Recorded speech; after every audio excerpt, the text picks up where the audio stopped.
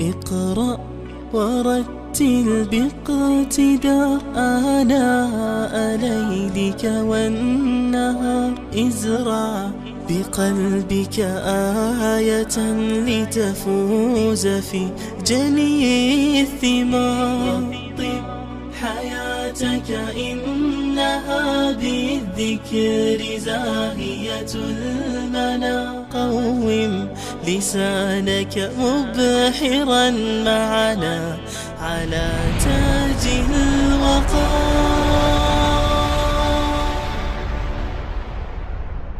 اقرأ ورتل باقتدار آلاء. بسم الله الرحمن الرحیم. الحمد لله والصلاة والسلام على رسول الله صلی الله علیه و سلم و علی آله و اصحابه اجمعین. سروران عزیز، دوستان گرانقدر، السلام علیکم و رحمت الله و برکاته. بازم خوشحال هستیم که در خدمت شما دوستان عزیز و گرانقدر قرار داریم و برنامه از برنامه‌های عقیده در پرتو قرآن و سنت خدمتتان تقدیم میکنیم.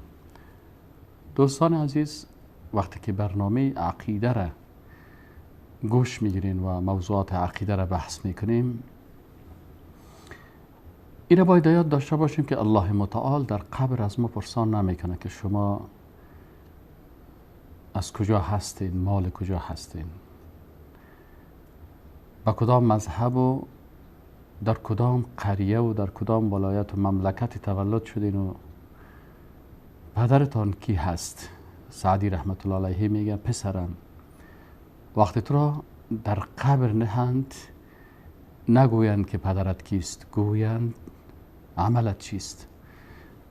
درسای عقیده را گذشته از این که مذهب ما چی هست، وطن ما کجا هست، در کدام حزب و گروه هستیم. وقتی به قرآن عقیده داریم باید آنچه عقیده قرآن هست او را بپذیریم. وقتی بر رسالت رسول الله صلی الله علیه و سلم عقیده داریم باید بپذیریم که رسول الله صلی الله علیه و سلم بر ما چه قسم عقیده را بیان کرده. برنامه امروز بالای توحید الوهیت است. الوهیت چی معنا میده و مفهوم اله چی هست؟ الوهیت چند قسم است و شامل کدام بخش ها میشه؟ خود کلمه الوهیت از کلمه اله گرفته شده و اله در زبان عربی به معنای معبود است، یعنی کسی که عبادت میشه. البته این در عرف لغوی، در لغت وقتی کسی را اله میگن به این معنا هست که او را عبادت میکنن و جمع اله آلهه هست. آلهه به این خاطر عرب های عصر جاهلیت بتهای خود آلهه میگفتن. اله در لغت به معنای معبود شد، خواهی معبود به حق باشه و یا باطل باشه او را اله میگن. ولی اله در اصطلاح کسی است که ذاتش عبادت میشه و قانون و شریعتش تطبیق میشه. پس ما وقتی اله میگیم او اله دو خصوصیت می داشته باشه. خصوصیت اول که ذاتش عبادت میشه و خصوصیت دومش است که شریعت و قانونی که او تعیین میکنه او اطاعت میشه. پس اگر کسی الله سبحانه و تعالی را عبادت بکنه و از شریعت الله سبحانه و تعالی پیروی بکنه، الله سبحانه و تعالی را رب خود گرفته، خالق خود گرفته، معبود خود گرفته. به می خاطر در شریعت الله تمامی پیغمبرها که می آمدن برای امت خود می گفتن که لا اله نیست هیچ کسی مستحق این دو چیز. هیچ کسی مستحق از این نیست که ذاتش عبادت شود و شریعت و قانونش تطبیق شود الا الله، بغیر از الله سبحانه و تعالی. پس الوهیت یعنی توحید عبادت و اطاعت. توحید عبادت و توحید اطاعت. با اساس این معنا در توحید الوهیت دو تقسیم صورت میگیرن. دو قسم است توحید الوهیت. دو بخش میشه. یکی توحید عبادت و دومش توحید اطاعت. توحید عبادت علما تعریف کرده میگن که توحید عبادت افراد الله سبحانه و تعالی بالعباده، یعنی یگانگی الله سبحانه و تعالی در عبادت می باشه. و توحید اطاعت چی میگن؟ افراد الله سبحانه و تعالی بالاطاعه، یگانگی الله سبحانه و تعالی در اطاعت شریعتش. خب نامهای از این توحید چی میگن؟ این توحید نامهای زیاد داره. توحید الوهیت یکی از نامهایش توحید الوهیت است که خدمتتان عرض کردیم که به خاطر از این توحید الوهیت میگن که در این توحید وحدانیت الله سبحانه و تعالی در عبادت و در اطاعت می باشه. به این خاطر این توحید الوهیت میگن. نام دومش توحید عبادت هم ایره میگن. چرا توحید عبادت میگن؟ ایره توحید عبادت به خاطر از این میگن که یگانگی الله سبحانه و تعالی در عبادتش می باشه. پس وقتی الله سبحانه و تعالی در عبادتش ما به یگانگی او را عبادت میکنیم، ایره توحید عبادت میگن. سومی نامش توحید عملی هست. الله سبحانه و تعالی را ما عملا عبادت و اطاعت میکنیم. به این خاطر این توحید چی میگن؟ توحید عملی هم میگن. این توحید عملی هم میگن. چهارمین نام از این توحید توحید اطاعت است. چرا؟ به خاطر از این که الله سبحانه و تعالی به یگانگیش در احکامش اطاعت میشه. قانون کسی دیگه را نمیپذیریم و از قانون کسی دیگه پیروی نمیکنیم، بلکه در زندگی خود از شریعت الهی اطاعت میکنیم. همچنان نام پنجم از این توحید اتباع هست. توحید اتباع به خاطر از این میگن که متابعت از الله سبحانه و تعالی در احکامش میشه. و ششمی نام از این توحید حاکمیت هم است که در توحید حاکمیت میگن به خاطر از این که این الحکم الا لله، حاکمیت نیست مگر مخصوص الله. پس احکام الله سبحانه و تعالی در همین توحید تطبیق میشه. خب حالا میگیم که بخش اوله که توحید عبادت است. یعنی دو قسم گفتیم داره که قسم اولش توحید عبادت است. میگیم بحث سر توحید عبادت میریم و بعد از اینکه توحید عبادت ختم شد میگیم بحث میکنیم سر توحید اطاعت. توحید عبادت چه قسم تعریف میشه؟ افراد الله سبحانه و تعالی بالعباده، یگانگی الله سبحانه و تعالی در عبادت است. یعنی یک انسان مسلم مؤمن موحد الله سبحانه و تعالی را به یگانگیش عبادت میکنه. الله سبحانه و تعالی را به یگانگیش عبادت میکنه. خب ارکان عبادت چی هست که وقتی ما عبادت میکنیم؟ ارکان از چی هست؟ 3 رکن اساسی داره. اول خود عبادت به معنای مطلق ذلت است. معنای مطلق ذلت است. اگر یک انسان خود پیش یک کسی ذلیل میسازه، او را بر از او عبادت کرده. ولی عبادت 3 رکن داره. خوف است، رجا هست و محبت است.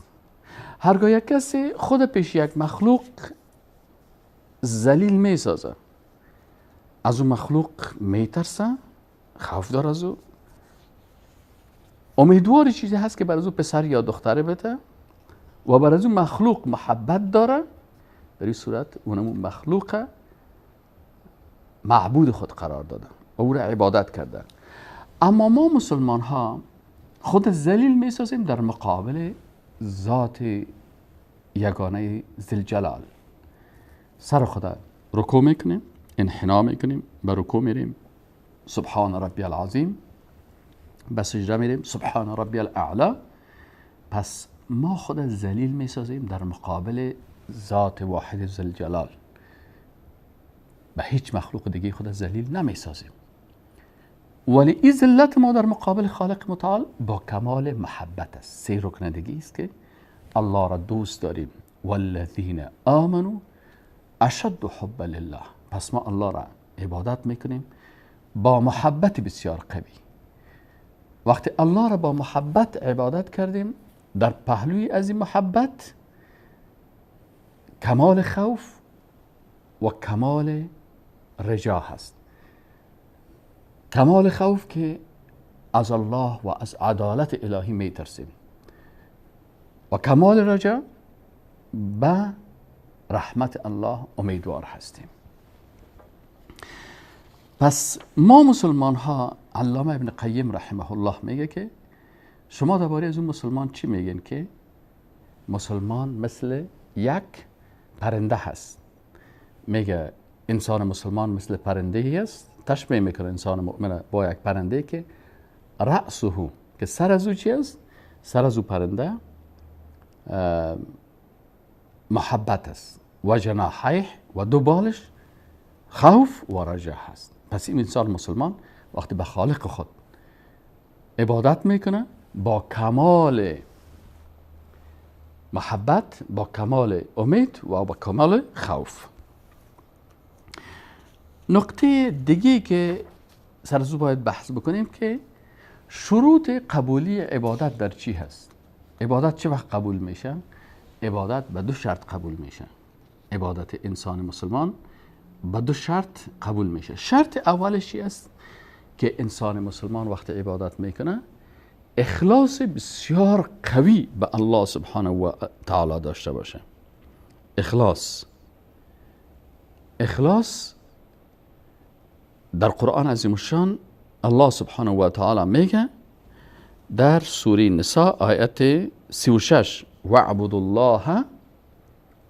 الله ولا تشركوا به شیئا. شما الله را عبادت بکنین و در عبادت الله کسی را شریک نسازین. در آیت دیگه الله سبحانه و تعالی میگه که و ما امروا الا لیعبدوا الله مخلصین له الدین. امر نشدن مگر ای که الله را عبادت بکنن مخلصین، با بسیار اخلاص. ان صلاتی و نسکی و محیای و مماتی لله رب العالمین. این اخلاص میگن. اخلاص چی هست؟ که در اونجا هیچ نوع شرک نباشه. اخلاص چی هست؟ 100% نیتتان در هر عبادت فقط رضایت الله باشه. این اخلاص میگن. پس اگر یک انسان عبادت میکنه و در عبادت از او 100% رضایت الله نهفته باشه، این اخلاص است. پس شرط اول عبادت اخلاص است و شرط دوم قبولی عبادت انسان متابعت است. از کی؟ از رسول الله صلی الله علیه و سلم است. پس اخلاص باید انسان داشته باشه. یک و دوم، این انسان مسلمانی که اخلاص داره این باید چی داشته باشه؟ متابعت از رسول الله صلی الله علیه و سلم بکنن. در سوره حشر آیت 7 الله سبحانه و تعالی میگه که و ما آتاکم الرسول، و آنچه را که رسول الله صلی الله علیه و سلم بر شما آورده فخذوه، او را بگیرین، و ما نهاکم عنه فانتهوا، و آنچه را که شما را از او منع کرده از او شما خدا چی کنین؟ دور بسازین. پس ما مسلمان ها به خاطر از اینکه عبادت ما قبول شود، برای ای که عبادت ما توحیدی باشه، در عبادت توحیدی کمال ذلت برای الله میکنیم، با کمال محبت، با کمال خوف و با کمال رجا و امیدواری. و به خاطر که همین عبادت توحیدی ما قبول شود، در اینجا 2 شرط مراعات میکنیم. شرط اول که عبادت ما خاص برای الله می باشه. در اونجا هیچ مخلوق را داخل نمیکنیم. و دوم به طریقی رسول الله صلی الله علیه و سلم عبادت میکنیم. بسیاری کسا هستن دوستا عبادت میکنن، لکن مشکل از این چی است که عبادت از اینا قبول نمیشه. یا در عبادت اخلاص نیست. اخلاص چه وقت از بین میره؟ در صورتی که در عمل انسان شرک داخل شود. وقتی که در عمل انسان شرک داخل شود، شرک در نیت انسان شرک داخل میشه. اگر در نیت شرک داخل شد اخلاص از بین میره. چرا؟ اخلاص توحید از در نیت. اخلاص توحید از در نیت. اگر اخلاص از بین رفت شرک داخل میشه و انسان مشرک الله عبادتش قبول نمیکنه. شرط دومش چی هست؟ باید به طریقی رسول الله صلی الله علیه و سلم باشه. چون ما و شما وقتی عبادت الله را میکنیم به اساس تعهداتی که در کلمه لا اله الا الله داریم.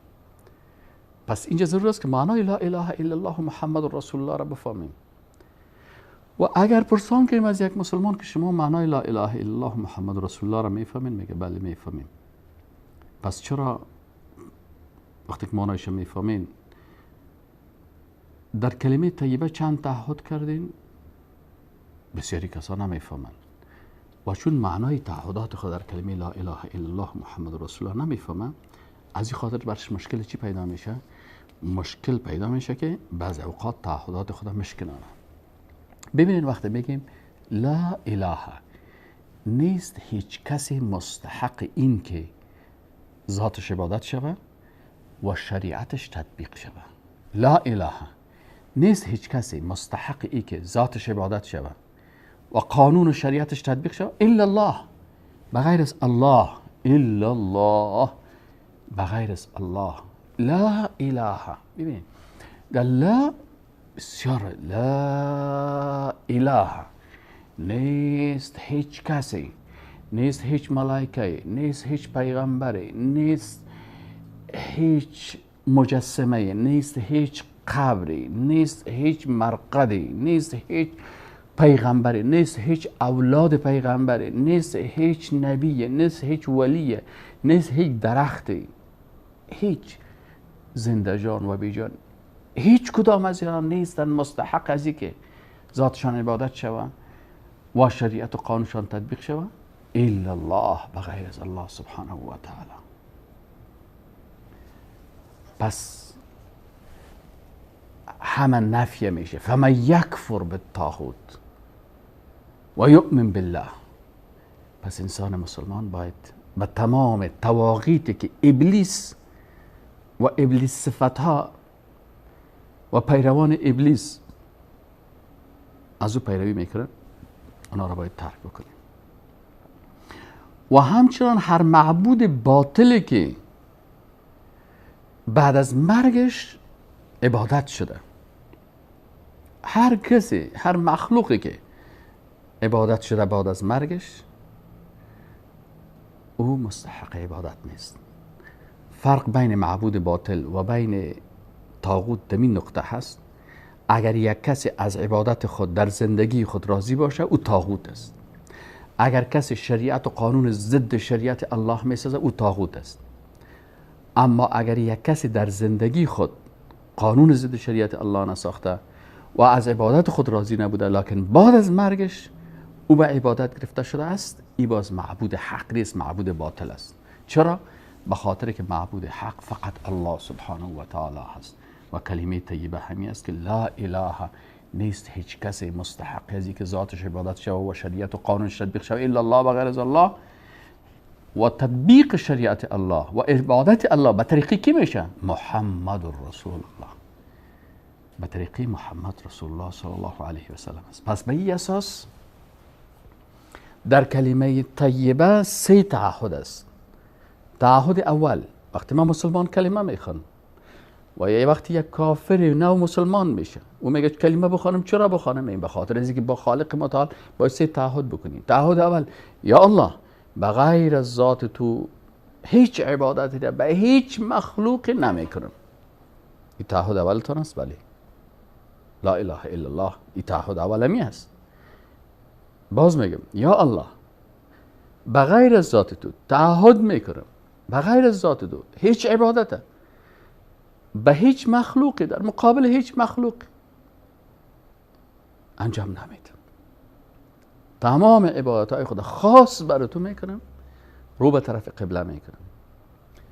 و تعهد دوم چی است؟ یا الله تعهد میکنم که هیچ قانونی را که ضد شریعت تو باشه، هیچ قانونی را بغیر از شریعت تو نمیپذیرم و نه بالای خود و زیر دستای خود تطبیق میکنم. این تعهد دوم شد. تعهد اول یا الله بغیر از ذات تو به هیچ کس عبادت نمیکنم. تعهد دوم یا الله بغیر از شریعت تو قانون هیچ کس دیگه را نمیپذیرم و بالای خود تطبیق نمیکنم. تعهد سومی چی است؟ یا الله عبادت ذات تو را و تطبیق شریعت تو را به طریقه محمد رسول الله صلی الله علیه و سلم انجام میدم. پس انسان مسلمان در کلمه طیبه لا اله الا الله با خالق خود 3 تعهد میکنه. و همین هست که رسول الله صلی الله علیه و سلم میگه من کان آخر کلامه لا اله الا الله دخل الجنه. هر کس که آخرین کلمش، کی میتونه آخرین کلمش لا اله الا الله باشه؟ این انشاءالله کسی می باشه که به می تعهدات خود در زندگی خود چی کرده؟ با این تعهدات خود در زندگی خود تا آخر مرگ دوامدار باقی مانده. از اینکه وقت برنامه پوره شدن شما عزیزا را به خالق یکتا میسپارم. امیدوار هستیم که زندگی خود با این تعهدات 3 ادامه بدیم. و السلام علیکم و رحمت الله و برکاته. اقرأ ورتل باقتداء آناء ليلك والنهار ازرع بقلبك آية لتفوز في جني الثمار.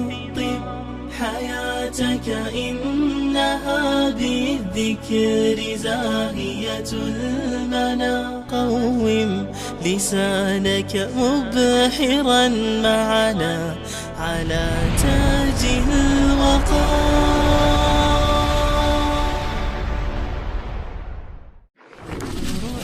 ورتل باقتداء آناء ليلك والنهار ازرع بقلبك آية لتفوز في جني الثمار.